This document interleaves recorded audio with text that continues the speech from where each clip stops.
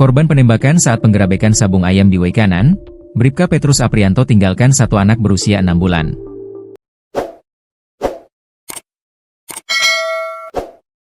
Hal ini diungkap oleh kakak sepupu korban, Sarprosah, 41.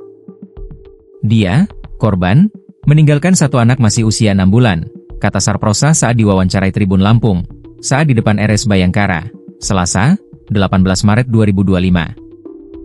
Diungkapkannya, korban kesehariannya selama menjadi polisi cenderung pendiam dan tidak banyak cerita.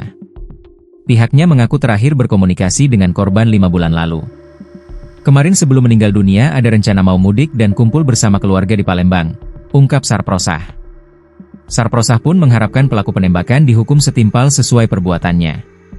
Kami harap semoga pelaku segera terungkap dan mendapatkan hukuman setimpal sesuai undang-undang yang berlaku, ucap Sarprosah. Saat ditanya adanya kekhawatiran keterlibatan aparat, ia mengatakan keluarga banyak juga yang mengabdi ke negara baik TNI ataupun polisi. Dengan harapannya ini tidak ada benturan dan yang salah bisa mendapat hukuman sesuai aturan undang-undang, ujarnya. Pihaknya pada maghrib mendapatkan informasi bahwa adik sepupunya meninggal dunia saat berdinas menggerebek judi sabung ayam di Waikanan. Ia mengatakan, korban Bribka Petrus rencananya akan dimakamkan di Oku Timur yang mana anak dan istrinya juga berada di sana. Berikut sosok oknum anggota TNI terduga pelaku penembakan 3 polisi saat gerebek sabung ayam di Waikanan, Lampung, Senin, 17 Maret 2025, sore. Diketahui 3 polisi yang gugur dalam penembakan tersebut yakni, Inspektur 1, Ibtu, Lucianto, Brigadir Kepala, Bribka, Petrus Aprianto, dan Brigadir 2, Bribda, Galib Suryaganta. Oknum anggota TNI terduga pelaku penembakan 3 polisi telah menyerahkan diri dan ditahan. Terduga pelaku penembak tersebut diduga merupakan anggota Tentara Nasional Indonesia, TNI.